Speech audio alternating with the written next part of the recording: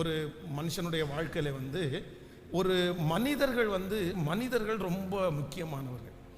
அப்போ வந்து என்னென்னா, சில இடங்களில் போகும்போது, சில ஊருக்கு போகும்போது சில பழமொழி சொல்லுவாங்க. அப்படின்னா, உங்கள் ஊருக்காரர் தானே பிரதர், எப்படி உங்களை விட்டு கொடுப்பாரு அப்படின்னு சொல்லும்போது சிலர் சொல்லுவாங்க, ஐயோ எங்கள் ஊருக்காரங்க தாங்க எங்களுக்கு விரோதமானவங்க, எங்கள் ஊருக்காரன் தான் எனக்கு பிரச்சனையே. வேதத்தில் நம்ம ஒரு வசனத்தை வாசிக்கும் போது வேதம் சொல்லுகிறது, உன் வீட்டாரே உனக்கு, வேற சத்துரு வேற எங்கேயும் தேடி போக வேண்டாம், வேற இடத்துல. அதான் உலகத்தில் இருக்கிற எல்லாருமே நம்மளை அங்கீகரிப்பாங்க, எல்லாருமே நம்மளை நல்லா இருக்குன்னு சொல்லுவாங்க.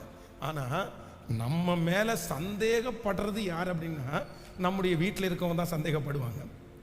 ஒருவேளை உங்களுடைய வீட்டில் ஒரு பைப்பு உடஞ்சிருச்சுன்னு வைங்களேன், பக்கத்து வீட்டுக்காரர் ஒருத்தர், எனக்கு பைப்பெல்லாம் மாட்டி ரொம்ப பழக்கம் இல்லை, ஆனால் வந்து எனக்கு ஒரு ட்ரை பண்ணுறேன், ஒரு 2-3 டைம் மாட்டி இருக்கிறேன், நான் வேணால் ட்ரை பண்ணட்டுமான்னு கேட்டால் சிலர் என்ன சொல்லுவாங்க, செய்யுங்க பிரதர், கண்டிப்பாக நீங்கள் செஞ்சுருவீங்க பிரதர் அப்படின்னு சொல்லிடுவாங்கன்னு வச்சுங்களேன்.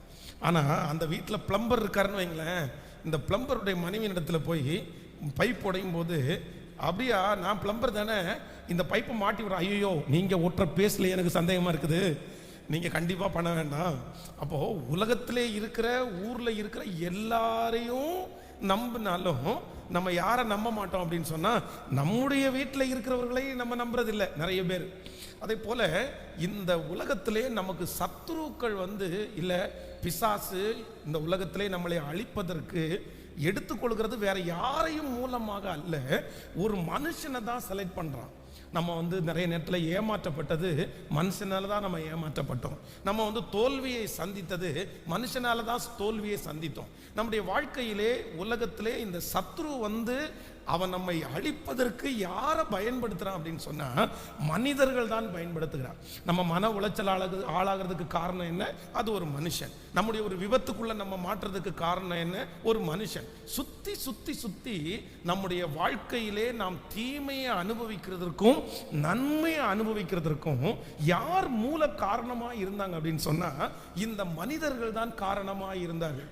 ஐயோ இவன் என்னை ஏமாத்திட்டானே, ஐயோ இவன் என்னை இப்படி விட்டு போனானே, ஐயோ அவன் இப்படி எனக்கு செய்வான் நான் நினைக்கவே இல்லையே அப்படின்னு சொல்லி, இவன் இப்படி பேசுறானே அப்படின்னு சொல்லி நம்ம நிறைய நேரம் கசந்து கொள்ளுகிறது. யாரை கசந்து கொள்கிறோம்னா, மனுஷங்களை தான் நம்ம கலந்து கொள்கிறோம்.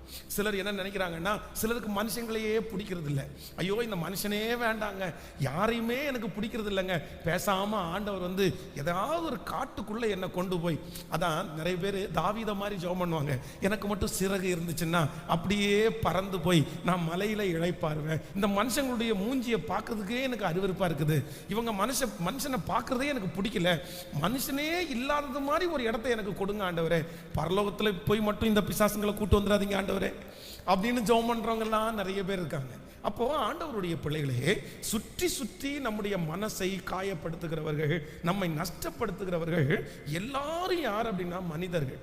சில இடத்துல நம்மளை கைத்தட்டுகிறவர்கள் மனிதர்கள், நமக்கு கிஃப்ட் கொடுக்கிறவர்கள் மனிதர்கள். அப்போ ஒரு தேவனுடைய பிள்ளைக்கு இந்த உலகத்தில் இருக்கிற எல்லா அறிவை காட்டிலும் எந்த அறிவு நமக்கு அதிகமாக இருக்கணும்னா, மனிதனை குறித்த அறிவு நமக்கு அதிகமாக இருக்கணும். இல்லை அப்படின்னு சொன்னால் நம்ம வந்து நிம்மதியாகவே வாழ முடியாது. நம்ம வந்து இந்த உலகத்தில் தனியாக இருக்கிற நேரங்கள் வந்து ரொம்ப குறைவு. ஆனால் எங்கே போனாலும் ஒரு பஸ்ஸில் ட்ராவல் பண்ணால் நம்ம கூட 10 பேர் பிரயாணம் பண்ணுவாங்க. ஒரு ஹோட்டலில் உட்காந்து நம்ம சாப்பிட்டா அங்கே ஒரு 10 பேர் நம்மளை சுற்றி உட்காந்துருப்பாங்க. அப்போது எங்கே போனாலும் நம்ம எதை வேணாலும் பார்க்காம இருக்கலாம், ஆனால் யாரை பார்க்காம இருக்க முடியாதுன்னா மனுஷனை பார்க்காம இருக்க முடியாது. நான் மனுஷனையே சந்திக்க மாட்டேன் அப்படின்னு யாராவது சொன்னாங்கன்னா பைத்தியமாக தான் நம்ம மாறி போகணும். மனுஷனை சந்திக்காம இருக்க முடியாது. எனக்கு மனுஷனை பிடிக்கலன்னா கூட நான் மனிதனை சந்தித்து தான் ஆக வேண்டும், நான் மனுஷனிடத்தில் பேசி தான் ஆக வேண்டும், ஏன்னா அதுதான் என்னை சுற்றி இருக்கிறது. அப்போ இன்று ஒருவேளை ஆண்டவருக்கு சித்தமானா இந்த வாரமும் வருகிற வாரமும் நம்ம ஆண்டவரிடத்தில் என்ன ஞானத்தை கேட்க போறோம்னா, ஆண்டவரே இந்த மனுஷனை குறித்து அறிகிற அறிவை எனக்கு நீர் தருவீராக. ஒவ்வொரு ஆண்டவருடைய பிள்ளைகளும் இதற்காக கண்டிப்பாக நீங்கள் ஜெபம் பண்ணணும். இல்லை அப்படின்னு சொன்னா இந்த மனிதனை குறித்த அறிவு உங்களுக்கு இல்லாவிட்டால் நீங்க ரொம்ப வருத்தப்படுவீங்க. உங்களுடைய அனுதின வாழ்க்கை வந்து உங்களுக்கு சந்தோஷமாகவே இருக்காது. அப்படின்னா கடந்த சில நாட்களுக்கு முன்பாக கைகளிலே காயமான ஒரு வாலிப தங்கச்சி வந்தாங்க. இந்த கையில் வந்து கட்டு போட்டிருக்கிறாங்க. அப்போ இந்த கையில் கட்டு போடும்போது பக்கத்தில் இருக்கிற ஃப்ரெண்டு சொன்னாங்க, பாஸ்டர் இவ பாருங்க பாஸ்டர், இல்லாத வேலைலாம் பண்ணிட்டு இருக்கா. என்ன அப்படின்னு சொன்னால், கையை பிளேடுனால அறுத்துருக்கா பாஸ்டர், நாங்கள்லாம் பார்த்ததுனால அவளுடைய உயிரை காப்பாற்றணும், இல்லை பிளட் அதிகமாக போயிருந்துன்னா அங்கேயே செத்துருப்பா, இவள்கிட்ட கொஞ்சம் புத்தி சொல்லுங்க அப்படின்னு சொல்லி பக்கத்தில் அவள் கூட படிக்கிற பிள்ளை சொன்னாங்க. அப்போ நான் அந்த பிள்ளைகிட்ட கேட்டேன், ஏன்பா என்ன பிரச்சனை உனக்கு, எதுக்காக நீ இப்படி கையை அறுத்துக்கிட்ட, என்ன பிரச்சனைன்னு சொன்னால், ஒன்றுமே இல்லை.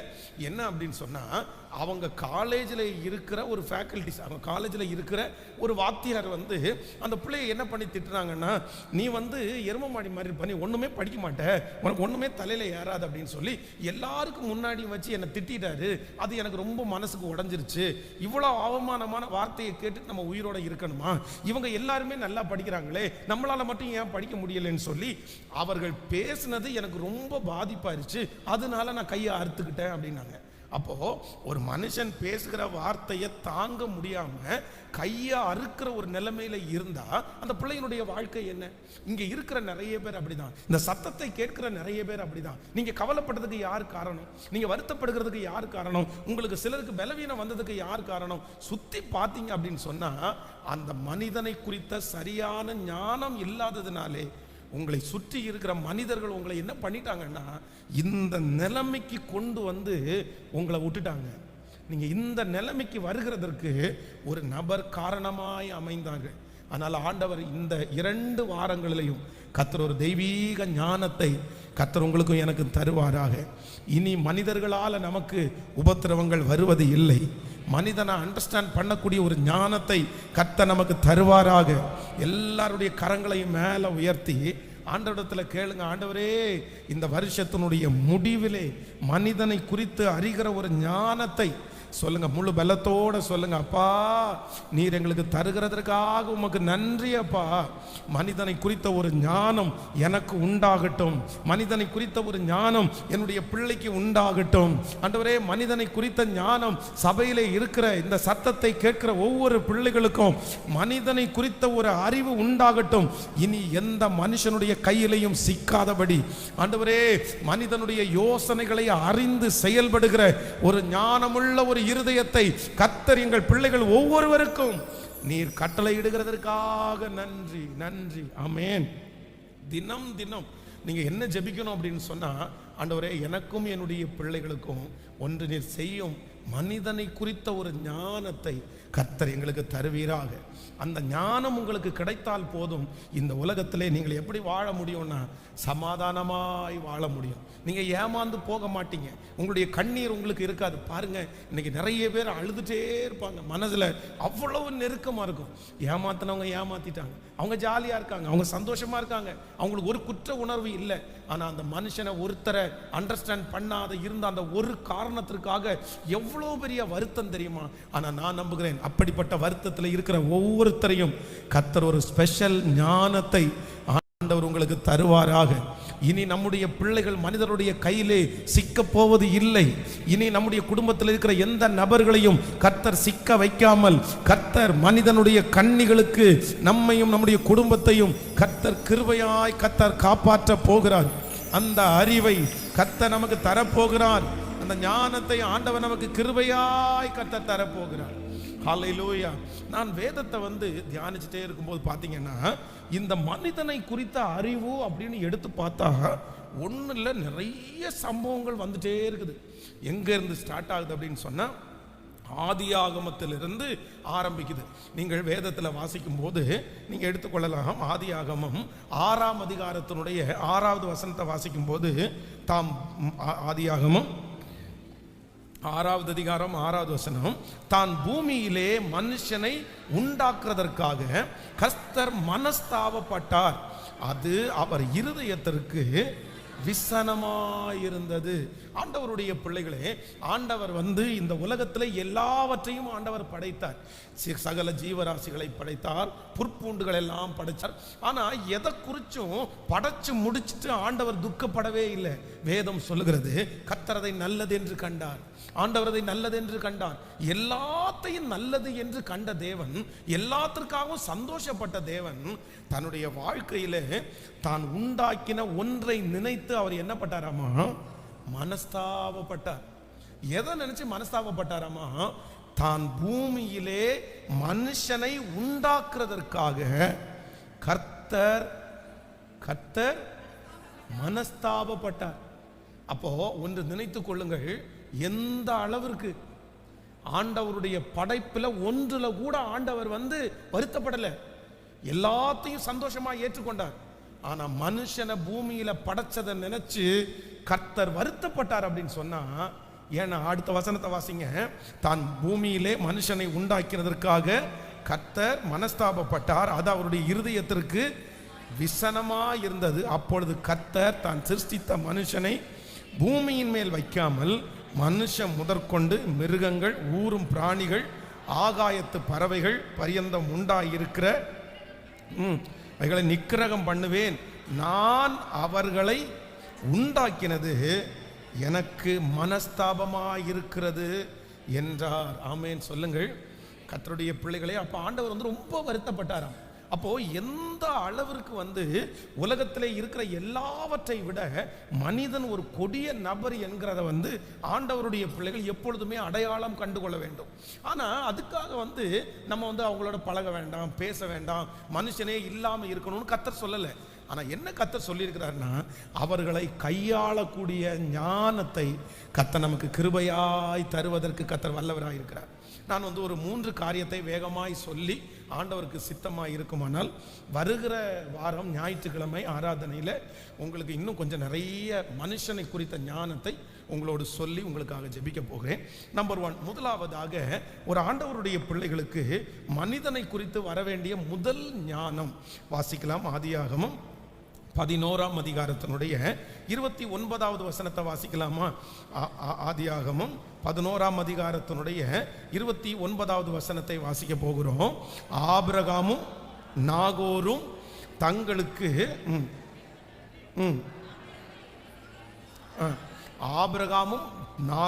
தங்களுக்கு பெண் கொண்டார்கள்.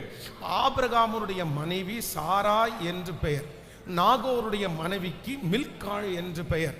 இவள் ஆரோனுடைய குமாரத்தி. அந்த ஆரான் மில்காளுக்கும் இஸ்காளுக்கும் தகப்பன்.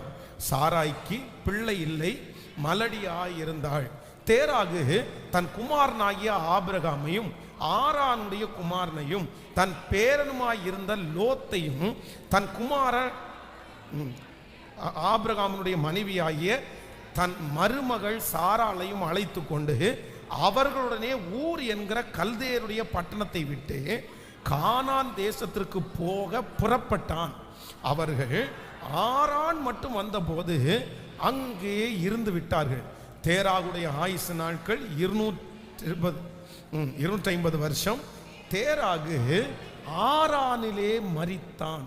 தேராகு ஆரானில். அப்போ ஆண்டவருடைய பிள்ளைகளை கவனிங்கள்.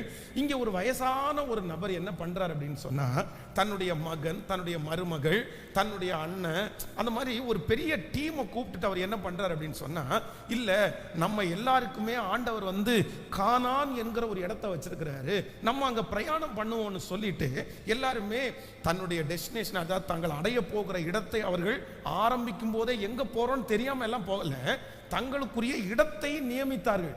நாங்க எங்க போறோம் அப்படின்னு சொன்னா கானானுக்கு நம்ம போறோம் அப்படின்னு சொல்லி எல்லாருமே ரெடியாகி கிளம்பிட்டாங்க. ஆனா எங்க வந்தாங்க அப்படின்னு சொன்னா, ஆரான் என்கிற ஒரு இடத்துல வரும்போது இந்த தேராகு அப்படின்னா அந்த லீடர் எல்லாரும் என்ன பண்றாங்கன்னா அங்க கொஞ்ச நேரம் இருக்கிறாங்க. இருந்த உடனே இந்த தேராகுக்கு அங்க இருந்து திரும்பி கிளம்புறதற்கு மனசு இல்லை.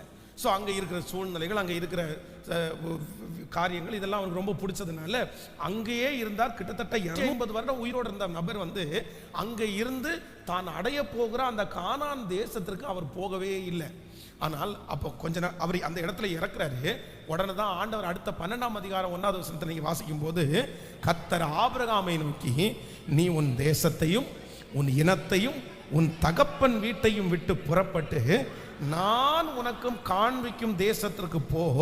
நான் உன்னை பெரிய ஜாதியாக்கி உன்னை ஆசீர்வதித்து உன் பேரை பெருமைப்படுத்துவேன். நீ ஆசீர்வாதமாய் இருப்பாய். உன்னை ஆசீர்வதிக்கிறவர்களை ஆசீர்வதிப்பேன், உன்னை சபிக்கிறவர்களை சபிப்பேன். பூமியில் உள்ள வம்சங்கள் எல்லாம் உனக்குள் ஆசீர்வதிக்கப்படும் என்றார். கர்த்தர் ஆபிரகாமுக்கு சொன்னபடியே அவன் புறப்பட்டு போனான். லோத்தும் அவனோடு கூட போனான். ஆபிரகாம் ஆரானை விட்டு புறப்பட்ட போது 75 வயதுள்ளவனாய் இருந்தான். கர்த்தருடைய பிள்ளைகளே, இந்த இடத்துல இந்த ஆபிரகாம் என்ன பண்றாருன்னா, ஆண்டவர் வந்து நீ இந்த இடத்தை விட்டு போயிருப்பா அப்படின்னு சொல்லி கர்த்தர் பேசுகிறார். அப்ப இந்த ஆபிரகாம் ஒரு முடிவு எடுக்கிறார். என்ன அப்படின்னு சொன்னா, என்னுடைய தகப்பனார் இந்த இடத்துல இருந்தார், இந்த இடத்துல என்னுடைய தகப்பனார் சமாதானமா இருந்தார், என்னை கூட்டிட்டு வந்த எங்களுடைய மூதாதையர் வந்து இந்த இடத்த ரொம்ப பிடிச்சிருச்சு அப்படின்னு சொல்லி அந்த இடத்துல அவர் உட்காராம ஆண்டவர் அவருக்கு காண்பிக்கிற தேசத்திற்கு போகிறதற்கு எழுந்து அவர் புறப்பட்டார். அப்போ நம்பர் 1, முதலாவதாக ஒரு தேவனுடைய பிள்ளைகளுக்கு மனிதனை குறித்த என்ன அறிவு வேணும் அப்படின்னு சொன்னா, உங்களை கட்டி போடுகிற அப்படின்னா உங்களை வந்து ஒரு கண்ட்ரோலுக்குள்ள வைக்க நினைக்கிற மனிதர்களை குறித்து ஆண்டவருடைய பிள்ளைகளுக்கு கண்டிப்பாக ஒரு ஞானம் அவசியம். நன்றாய் கவனிங்கள். ஆண்டவர் நம்மை ஒரு இடத்துல அல்ல, கர்த்தர் நம்மை வந்து சில இடங்களில் வந்து 10 பேருக்கு அல்ல, நம்மை ஆண்டவர் நிறைய பேரை எப்படி அபிஷேகித்திருக்கிறார்னா, நம்ம பரவி பாய்கிற ஆறை போல கர்த்தர் நம்மை நடத்த போகிறார். கர்த்தர் நம்மை பெருக பண்ணுகிற தேவனாய் இருக்கிறார். ஆண்டவர் நம்மை வளர செய்கிற தேவனாய் இருக்கிறார். ஆபிரகாம் ஒருவனாய் இருக்கையில் கர்த்தர் அவனை அழைத்து, கர்த்தர் அவனை ஆசீர்வதித்து, கர்த்தர் அவனை ஜாதிகளுக்கு தகப்பனாக ஆண்டவர் மாற்றினார் என்று வேதம் சொல்லுகிறது.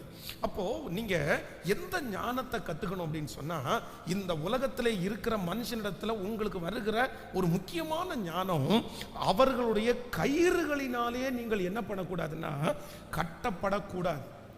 இது இந்த கயிறு அப்படின்னு சொல்லும்போது வந்து நீங்கள் வெறும் வந்து அது ஒரு சாதாரணமாக நம்மளை அடித்து கட்டுறது மாதிரி நினச்சிடக்கூடாது. நீங்கள் வேதத்தில் வந்து நியாயாதிபதிகளிலே வாசிப்பீர்களே ஆனால் அங்கே வந்து தெளிலாள் அப்படின்ற ஒருத்தி இருக்கிறார்.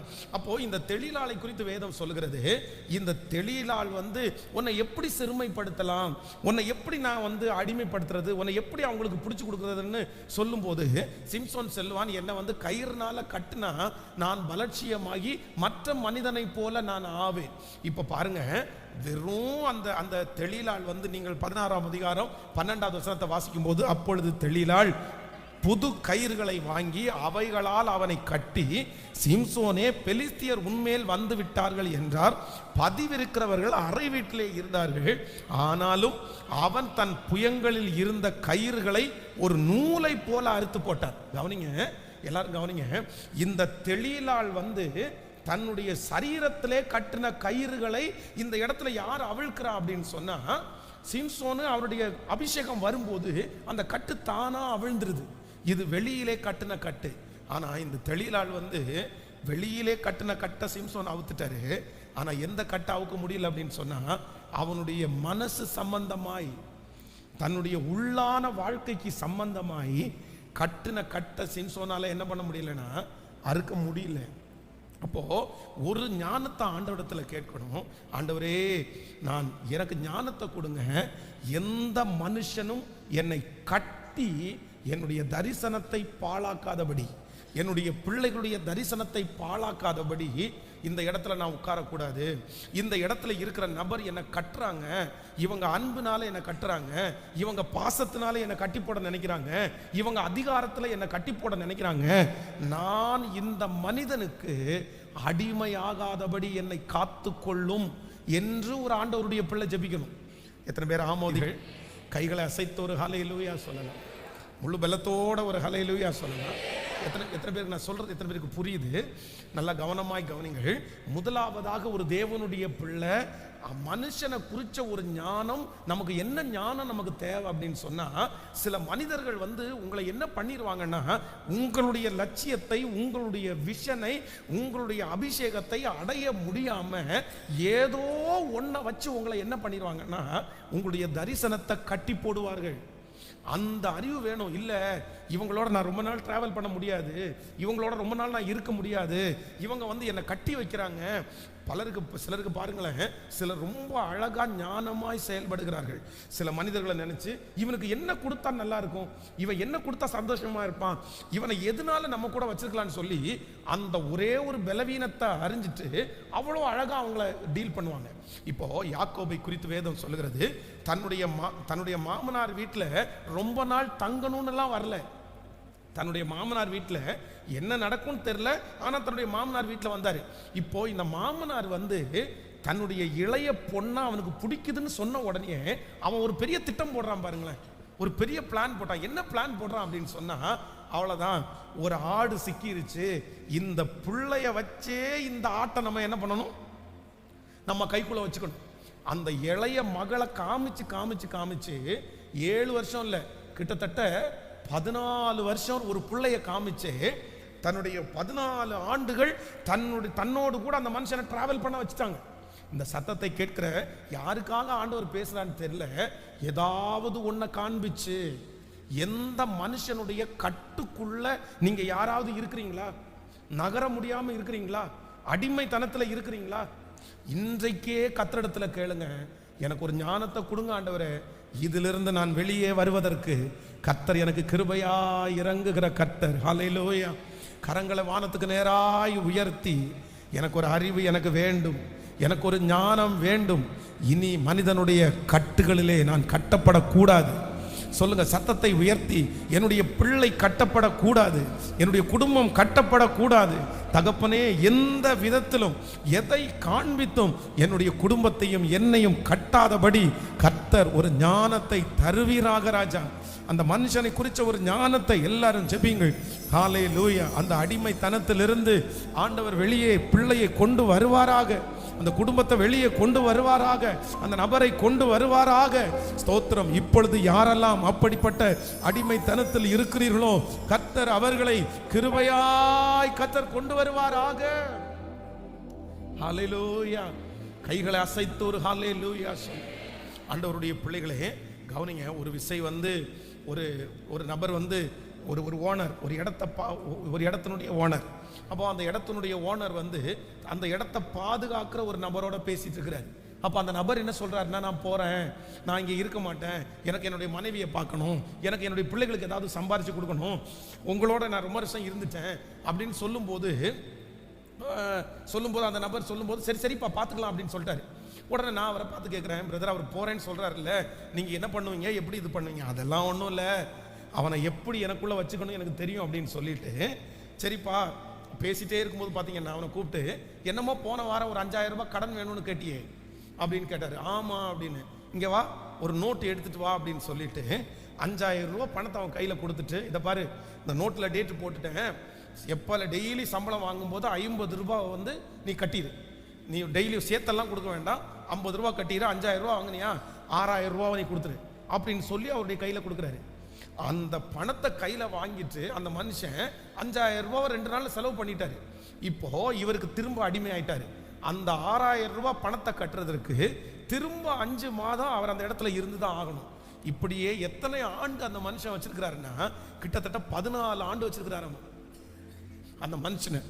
கொடுத்து அப்படின்னா ஒன்று வரும்போது உடனே அதை கொடுத்து இது கிளியர் பண்ணிக்கிறது. எல்லாரையும் நான் சொல்ல வரல, ஆனால் ஆண்டவருடைய பிள்ளைகளுக்கு ஒரு ஞானம் அவசியம்.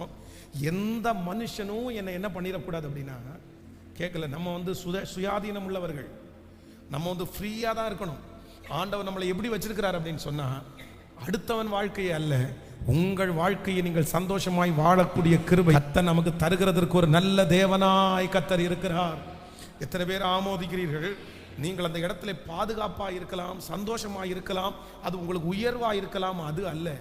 ஆனால் இங்கே சத்தத்தை கேட்குற வாலிப தம்பியாக இருக்கலாம், தங்கச்சியாக இருக்கலாம், யாரும் நம்மளை என்ன பண்ணிடக்கூடாது அப்படின்னு சொன்னால், ஆண்டவரே அவர்கள் கட்டிடக்கூடாது. அவ்வளோ ஒரு அஃபெக்ஷன், அத்தனை ஒரு நெருக்கம், விட்டு பிரிஞ்சு வரவே முடியாது. அந்த இடத்த விட்டு வெளியே வரணும்னு நினச்சா கூட வர முடியாது, அந்த அளவுக்கு ஒரு கட்டு இல்லை. இப்படிப்பட்ட கட்டுகளிலிருந்து நம்மை மீட்கிற கர்த்தர் நம்மோடு கூட இருக்கிறார். யோசேப்பை குறித்து வேதம் ரொம்ப அழகாய் சொல்லுகிறது. போத்திபாருடைய வீட்டிலே இருக்கும்போது அவனை கட்டி போடலான்னு நினைச்சு, அவனை இந்த இடத்தை விட்டு போக வைக்க கூடாதுன்னு நினைச்சு அங்கே ஒரு பெரிய முயற்சி நடக்கிறது. ஆனால் ஆண்டவர் யோசேப்புக்கு ஒரு நல்ல ஞானத்தை கொடுக்குறாரு. என்ன ஞானத்தை கொடுக்குறாருன்னா, இல்லைப்பா, நீ இதுக்கு மட்டும் அடி பணிஞ்சிட்டேன்னா, இதுக்கு மட்டும் நீ ஒப்பு கொடுத்துட்டேன்னா, உன்னை இதை வச்சே அத்தனை நாள் கட்டி போடுவாங்க. நீ ஒப்பு கொடுக்காத.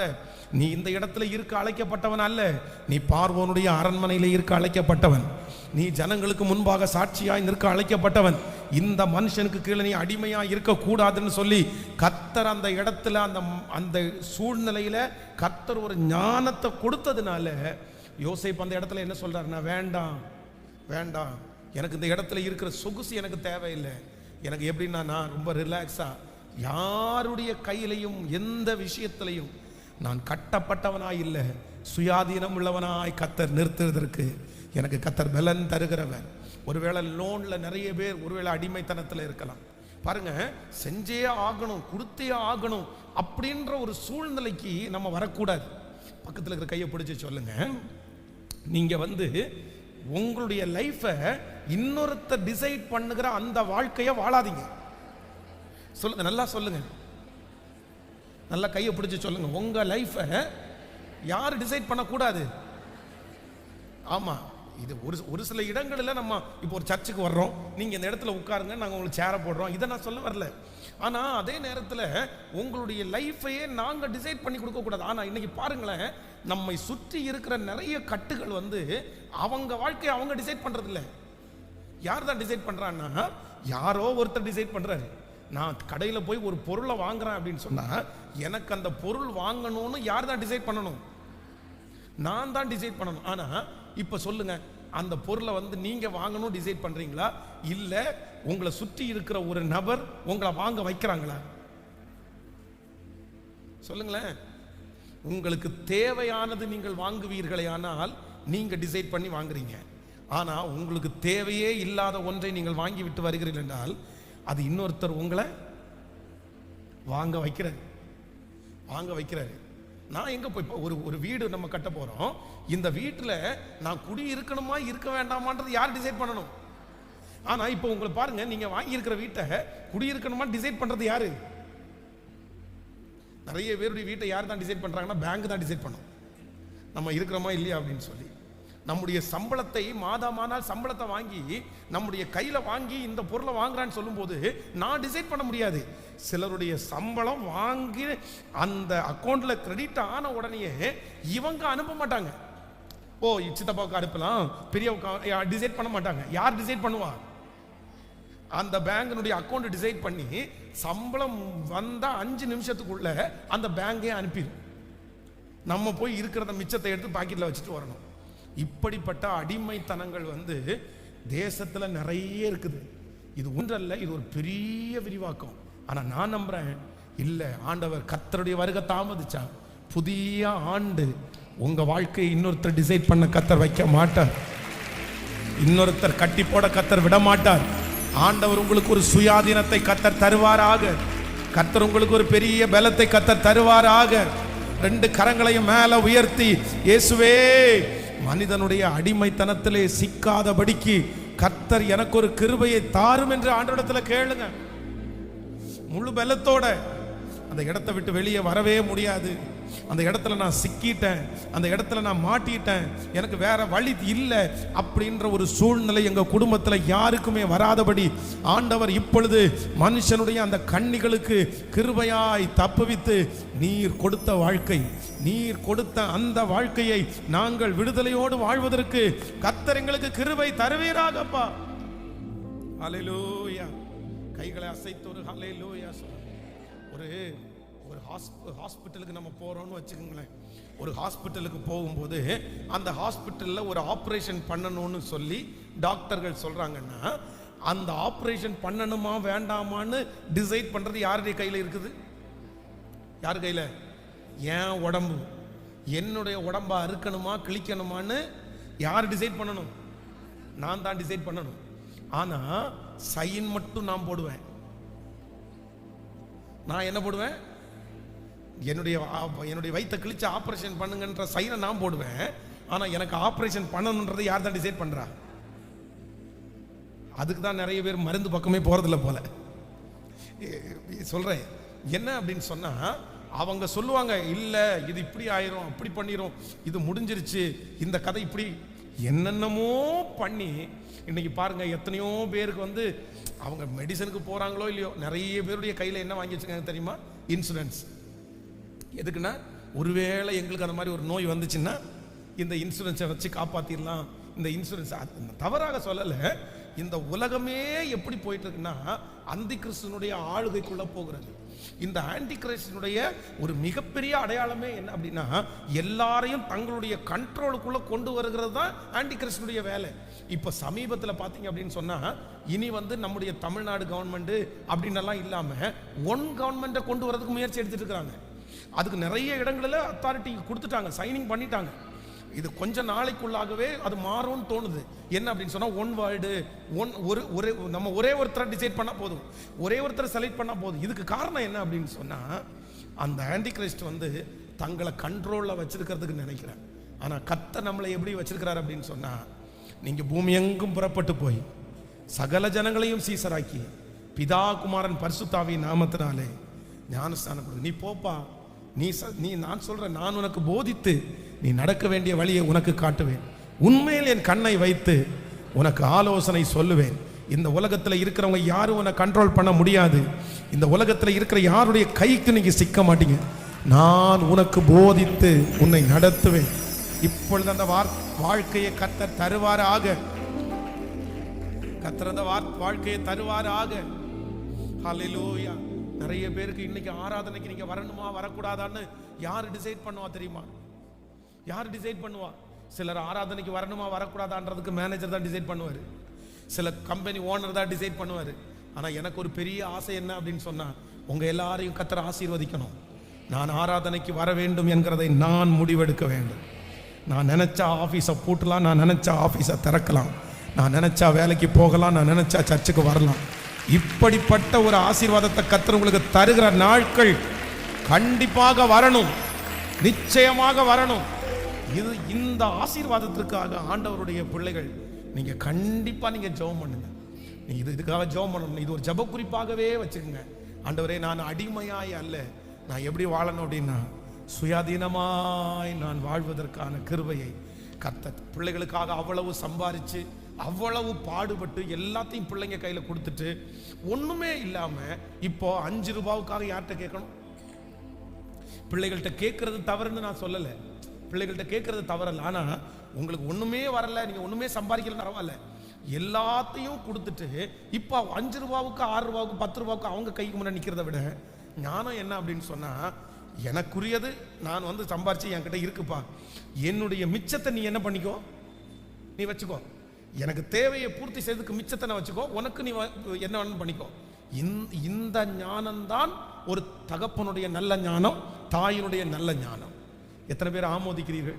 அதனால நம்பர் 1, ஃபர்ஸ்ட் எனக்கு புதிய ஆண்டுக்குள்ள நுழைகிறதுக்கு முன்பாக ஆண்டவர் எனக்கு மனுஷனை குறிச்ச ஒரு அறிவு தரணும். என்ன அறிவுன்னா, எந்த விதத்திலும் நான் மனுஷனுடைய கண்ட்ரோலுக்குள்ள நான் என்ன பண்ண மாட்டேன் சொல்லுங்க எல்லாருமே, போக மாட்டேன், போகக்கூடாது. இப்படி நம்மளை சிக்க வைக்கிறதுக்கு ஒரு நாளும் நம்ம என்ன பண்ணக்கூடாதுன்னா, இடம் கொடுக்க கூடாது. எனக்கு வாழ்க்கையை டிசைட் பண்ணுகிறவர் கர்த்தர், அவர் தான் டிசைட் பண்ணுகிறவர், அவர் எனக்கு நடத்துவார். அப்படிப்பட்ட ஒரு சூழ்நிலையை கர்த்தர் எனக்கு நிச்சயம் கர்த்தர் தருவார். இது என்னுடைய குடும்பத்தில் இருக்கிறவங்களை பிரிக்கிறதுக்கு அப்படி அல்ல, தேவன் என்னை சமாதானமாய் வைக்கிறதற்கு கர்த்தர் வல்லவராய். கையை உயர்த்தி திரும்ப ஒரு விசை எல்லாரும் என்னமோ ஆண்டவர் நிறைய பேர் இதிலிருந்து மீட்டெடுக்க போறார். வருகிற வருஷம் இந்த அடிமைத்தனம் மாறும், இந்த கடன் என்கிற அடிமைத்தனம் வருகிற ஆண்டு மாறும். ஆமென். இந்த வியாதி என்கிற அடிமைத்தனம் மாறும். ஹல்லேலூயா. கர்த்தர் உங்களை ஆமென் ஸ்தோத்திரம், உங்களை பறக்க பண்ணுகிற கர்த்தர், உங்களை கர்த்தர் சுயாதீனமாய் புறப்பட பண்ணுகிற கர்த்தர். இஸ்ரவேல் ஜனங்களை 400 வருட அடிமைத்தனத்திலிருந்து மீட்டெடுத்த அந்த தேவனுடைய மகிமை இன்றைக்கு இந்த சத்தத்தை கேட்டுக்கொண்டிருக்கிற ஒவ்வொருத்தர் மேலும் கடந்து வந்து கர்த்தர் விடுதலை ஆக்குறதற்கு வல்லவராய் இருக்கிறார். ஹல்லேலூயா, ஹல்லேலூயா, ஹல்லேலூயா, ஹல்லேலூயா. என்னை அடிமைத்தனத்திலிருந்து எங்கள் பிள்ளைகளையும் மீட்டெடுக்கிற ஒரு நல்ல தேவன். இப்ப அந்த ஆவியை ஊற்றுங்க ஆண்டவரே, இப்ப அந்த மகிமையை ஊற்றுங்க ஆண்டவரே.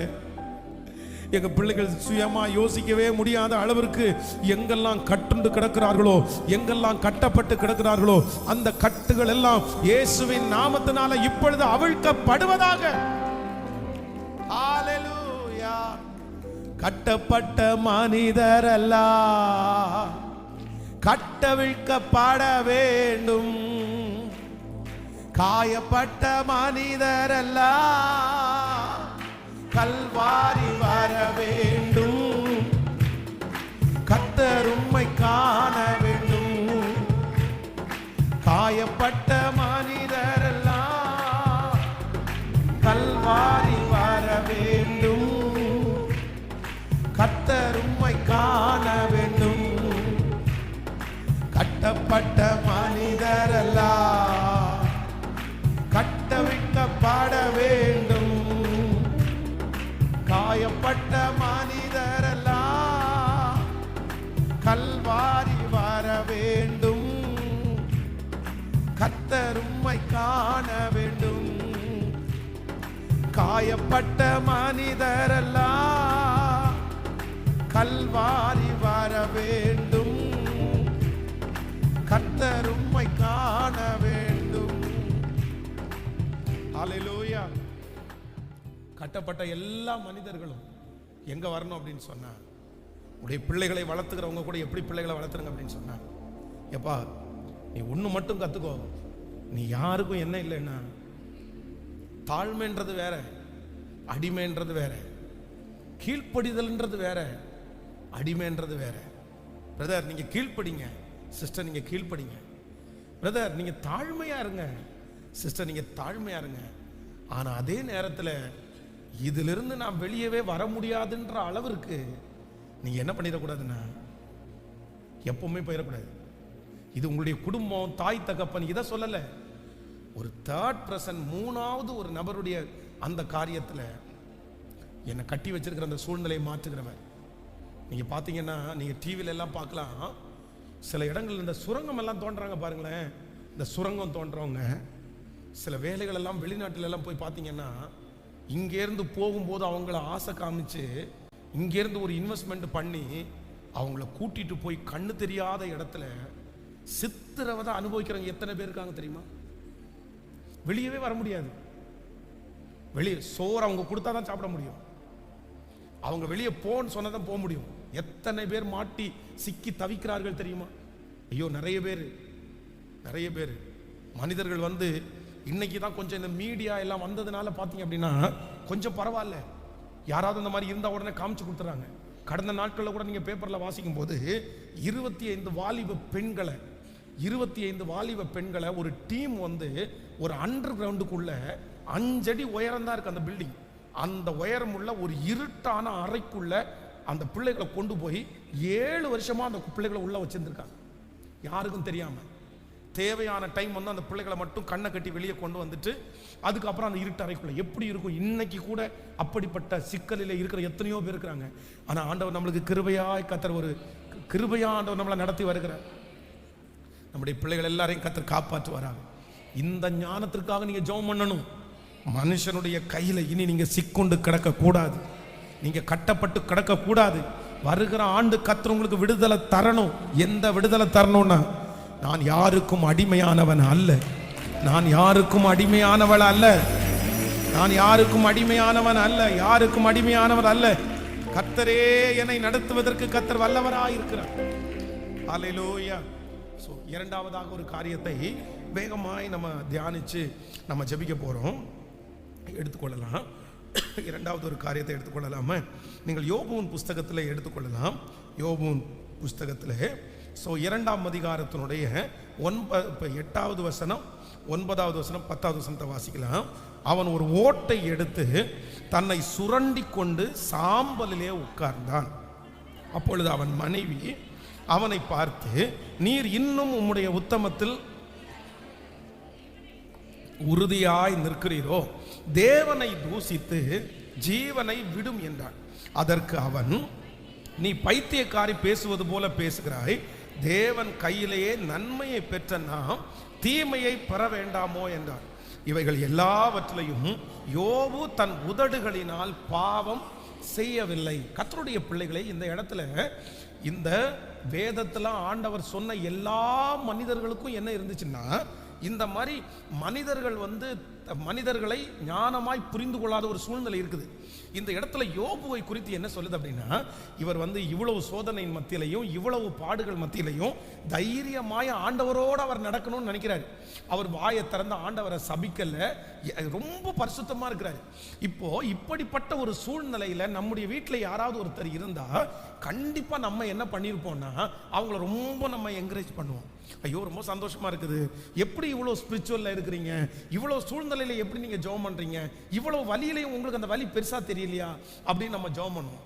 ஆனா இந்த இடத்துல யோபுனுடைய மனைவி என்ன சொல்றாங்க அப்படின்னு சொன்னா, நீர் இன்னும் உம்முடைய உத்தமத்தில் உறுதியாய் நிற்பீரோ, தேவனை தூசித்து ஜீவனை விடும்.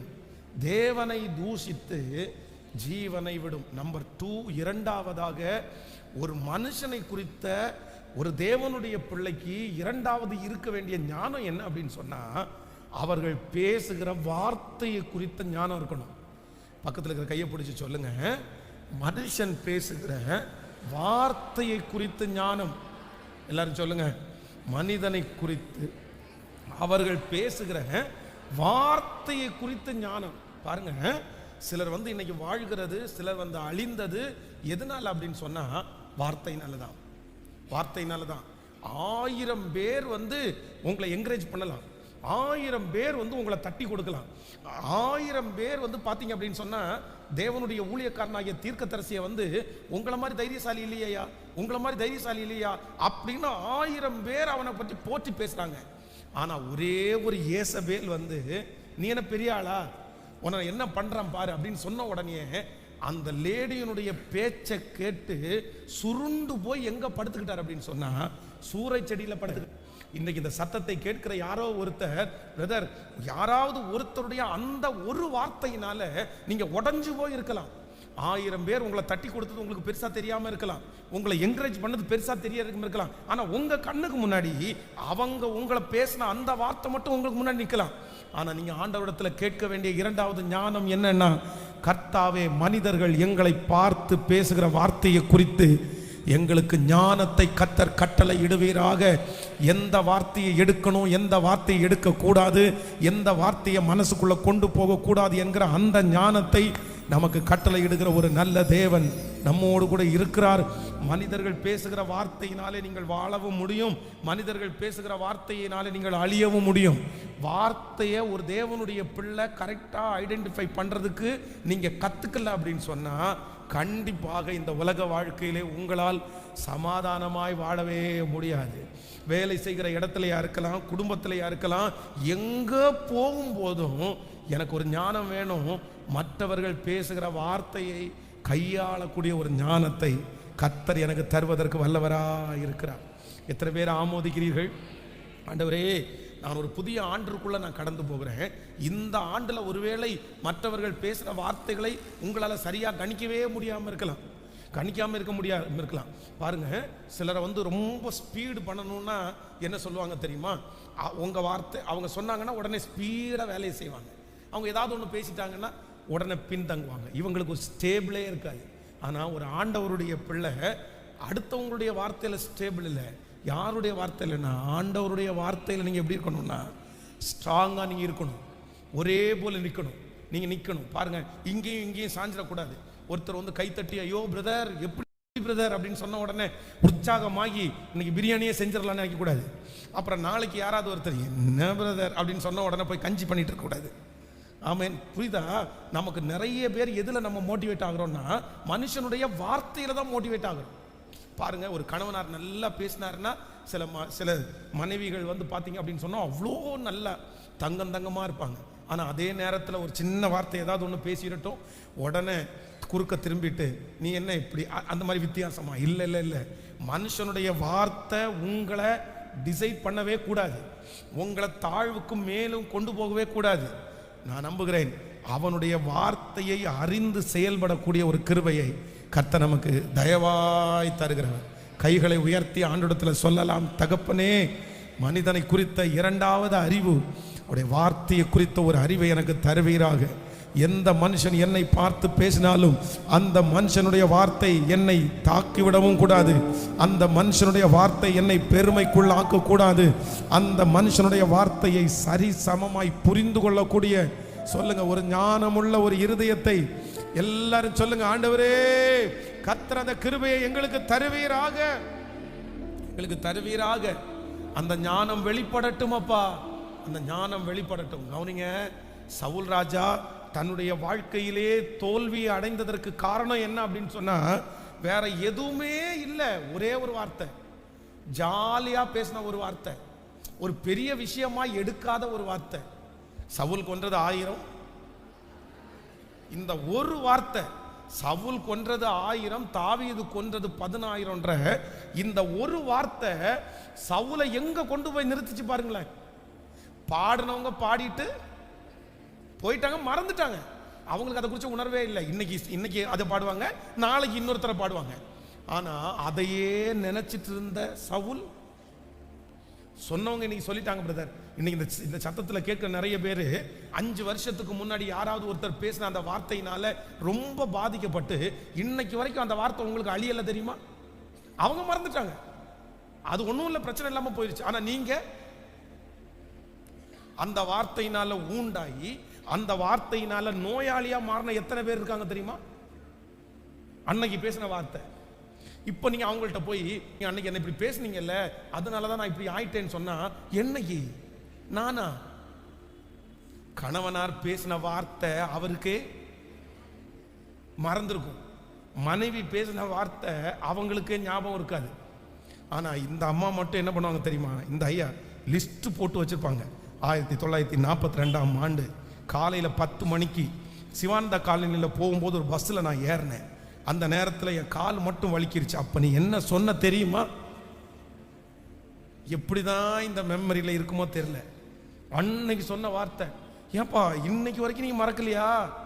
இன்னைக்கு அது எப்படி மறக்க முடியும்? உடனே ஒரு டயலாக் வந்து, தீயினால் சுட்ட புண் உள்ளாரும் ஆறாதே, நாவினால் சுட்ட வடு. ஆமாம், எத்தனை நாள் தான் அந்த வடுவை வச்சுட்டு இருக்கிறது? இல்லை இல்லை இல்லை, ஒன்று நினைத்து கொள்ளுங்கள், மனுஷனுடைய வார்த்தையினால நீங்க அப்படியே அப்படியே ஒரு பெரிய புஷ்வானம் மாதிரியும் போயிடக்கூடாது, அதே நேரத்தில் பாம் மாதிரி வெடிச்சிடவும் கூடாது.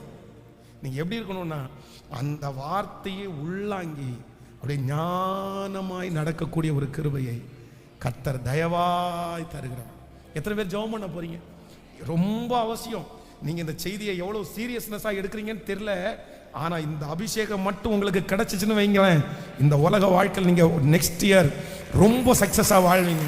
உங்களுக்கு தோல்வி என்கிறது இல்லவே இல்லை, இல்லையே இல்லை. ஹல்லேலூயா. நிறைய பேர் இந்த செய்தியை கேட்க கேட்க அப்படியே ஜெபம் பண்ணிட்டு இருக்கிறத நான் பார்க்கிறேன்.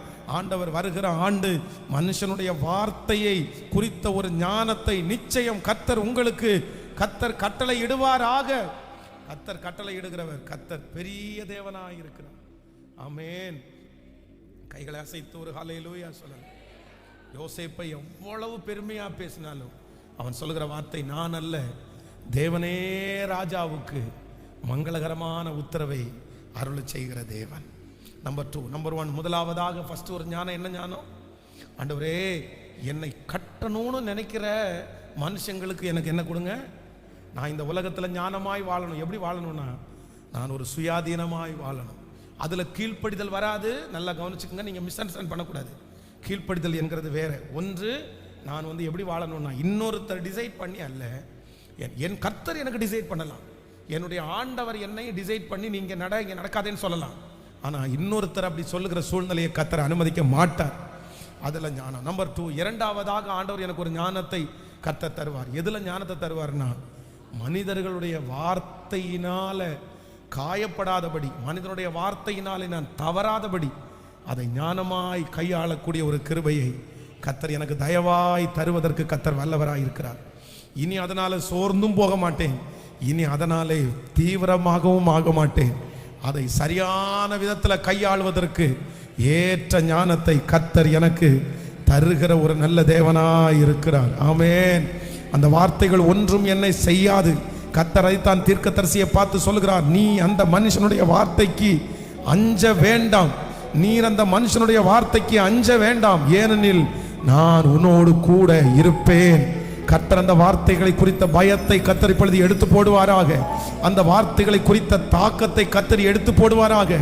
அந்த சாபங்களை கர்த்தர் நமக்கு ஆசீர்வாதமாய் மாற்றுகிற ஒரு நல்ல தேவன். கரங்களை தட்டி முழு பலத்தோடு கூட ஹல்லேலூயா. அப்படியே தேவ சமூகத்தில் எல்லாரும் அப்படியே எழும்பி நின்று, தேங்க்யூ ஜீசஸ். எனக்கு ஒரு அறிவை கர்த்தர் கொடுக்கிறவர், எனக்கு ஒரு ஞானத்தை ஆண்டவர் கட்டளை இடுகிறவர், எனக்கு ஒரு ஞானத்தை ஆண்டவர் கட்டளை இடுகிறவர், எனக்கு ஒரு ஞானத்தை கர்த்தர் கட்டளை இடுகிறவர், எனக்கு ஒரு ஞானத்தை கர்த்தர் கட்டளை இடுகிறவர். கவனிங்க, மூன்றாவதாக ஒரு லைன்ல உங்களுக்கு சொல்றேன். தானியேல் எழுதின தீர்க்கதரிசன புஸ்தகத்தை நீங்கள் வாசிப்பீர்களே ஆனால் வேதம் சொல்கிறது, தன்னிடத்திலே ஒரு குற்றத்தை கண்டுபிடிப்பதற்காக கூட வேலை செய்கிறவங்க எல்லாரும் தானியேல் மேல ஒரு குற்றத்தை கண்டுபிடிக்கணும், தானியேல் மேல ஒரு குற்றத்தை கண்டுபிடிக்கணும்னு சொல்லி ஒன்னொன்னா அவங்க வாட்ச் பண்ணாங்களாம். எதுல இவன் தவறுவான், எதுல இவன் தவறுவான், எதுல இவன் தப்பா சொல்லுவான், எதுல இவன் தப்பு பண்ணுவான். ஆனா அவங்களால ஒண்ணுமே என்ன பண்ண முடியல அப்படின்னு சொன்னா, பார்க்கவே முடியல. இந்த உலகத்திலே நமக்கு மனுஷனை குறித்து இருக்கிற ஞானத்துல பெரிய ஞானம் என்ன அப்படின்னா, நம்மளை என்னதான் நீங்க நல்லா பண்ணாலும் குற்றம் கண்டுபிடிக்கிறதுக்குன்னு ஒரு கூட்டம் சொல்லுங்க இருப்பாங்க, குறை சொல்லுகிறதுக்கு ஒரு கூட்டம், கேட்கல சத்தமா, உங்களை தாழ்த்துறதுக்குன்னு ஒரு கூட்டம் இருப்பாங்க. ஆனா ஆண்டவர் என்ன சொல்றாருன்னா, நீ உனக்கு கைக்கு நேரிடுகிறது எதுவோ அதை உன் முழு பலத்தோடே கூட, நீ வளர்கிறது தவறல்ல. ஆனா அதே நேரத்தில் யாராவது ஒருத்தர் உங்களை எல்லாத்துலேயும் குற்றம் கண்டுபிடிக்கிறதுனால, நான் ஒரு மாதிரி இருக்கிறனோ, நான் அதுக்கு தகுதி இல்லையோ, நான் ரொம்ப லோவா தான் இருக்கிறனோ அப்படின்னு சொல்லி நம்ம தாழ்வு மனப்பான்மையா இருக்க வேண்டிய அவசியம் சொல்லுங்களேன் இல்லை, கண்டிப்பா இல்லை. அப்படி தாழ்வு மனப்பான்மைக்கு போக வேண்டியதே இல்லை. கர்த்தர் எனக்கு கொடுத்திருக்கிற எல்லாவற்றையும் எனக்கு கிருபையாய் கர்த்தர் தந்திருக்கிறார். ஆமென். விசுவாசிக்கிறீர்களா? கைகளை உயர்த்தி எல்லாரும் இந்த மூன்று காரியத்திற்காக. மனிதனை குறித்த ஒரு அறிவை எனக்கு தருகிறவர். இனி மனிதனால் நான் பாதிக்கப்படுவது இல்லை, என்னுடைய பிள்ளை பாதிக்கப்படுவது இல்லை, மனிதனுடைய வார்த்தைகளால் நான் சோர்ந்து போவது இல்லை. என்னை காப்பாற்றுவதற்கு என் தேவன் என்னோடு கூட இருக்கிறார். மனுஷனுடைய சூழ்ச்சிகளில் இருந்து என்னை விடுதலையாக்குகிற ஒரு தேவன் என்னோடு கூட இருக்கிறார். மனிதர்கள் எனக்கு விரோதமாய் எடுக்கிற எந்த ஆயுதமானாலும், உனக்கு விரோதமாய் உருவாக்கப்படும் எந்த ஆயுதமும் வாய்க்காதே போகும் என்று சொன்ன தெய்வம், மனிதர்கள் எனக்கு விரோதமாய் உண்டு பண்ணுகிற ஆயுதங்களை முறிக்கிற கர்த்தர் என்னோடு கூட இருக்கிறார். ஸ்தோத்திரம். ஜெபமனுங்க, அப்பா அந்த கிருபை எனக்கு தாரும், மனிதர்களை அறியக்கூடிய ஒரு கிருபை எனக்கு தாரும். கேட்போம். ஹல்லேலூயா, ஹல்லேலூயா. வேற எங்கிருந்தும் இல்லை, வேறு எவரிடமும் இல்லை. உம்மையே நான் நோக்கி பார்க்கிறேன், உம்மையே நான் நோக்கி பார்க்கிறேன். வானத்தையும் பூமியையும் உண்டாக்கின தேவனிடத்திலிருந்து எனக்கு ஒத்தாசை வரும். என் கால்களை அவர் தள்ளாட விடுவது இல்லை. மனிதனை குறித்த ஒரு பெரிய ஞானத்தை கர்த்தர் எனக்கு தருகிறவர். ஓ ஹல்லேலூயா. வேறெங்கிருந்தும் இல்லை, வேறெவரிடமும் இல்லை, உம்மையே நோக்கி பார்க்கிறேன். வேறெங்கிருந்தும் இல்லை, வேறெவரிடமும் இல்லை, உம்மையே நோக்கி பார்க்கிறேன். வேறு எங்கிருந்தும் இல்லை, உம்மையே நோக்கி பார்க்கிறேன்.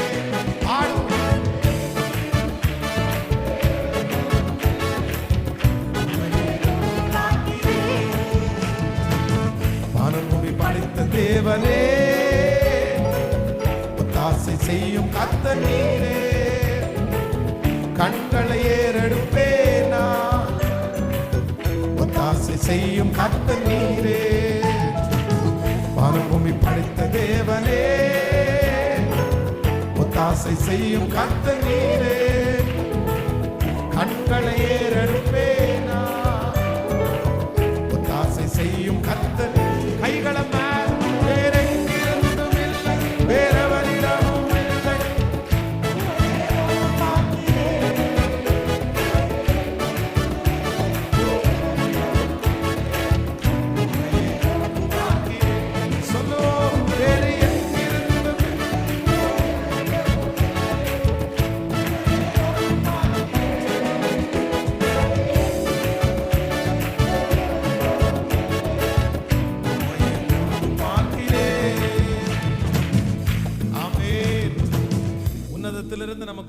அனுப்புகிற தேவன் நம்மோடு கூட இருக்கிறார். தகப்பனே, உம்முடைய பிள்ளைகளுக்காக ஜெபிக்கிறேன். இந்த கடைசி வாரங்களில் இந்த உலகத்தில் மனிதர்களை குறித்த ஒரு அறிவை கிருபையா எங்களுக்கு தருவீராக ராஜா. அதிலிருந்து எங்களை தப்புவிக்க பண்ணுகிற ஒரு நல்ல தேவன் நீர் இருக்கிறீர் ஆண்டவரே. வருகிற ஆண்டு ரொம்ப சுமூகமாய் ஆண்டவரே, மரண பள்ளத்தாக்கில் நடந்தாலும் பொல்லாப்புக்கு நான் பயப்படேன். தேவரீர் என்னோடு கூட இருக்கிறீர். உமது கோலும் உமது தடியும் எங்களை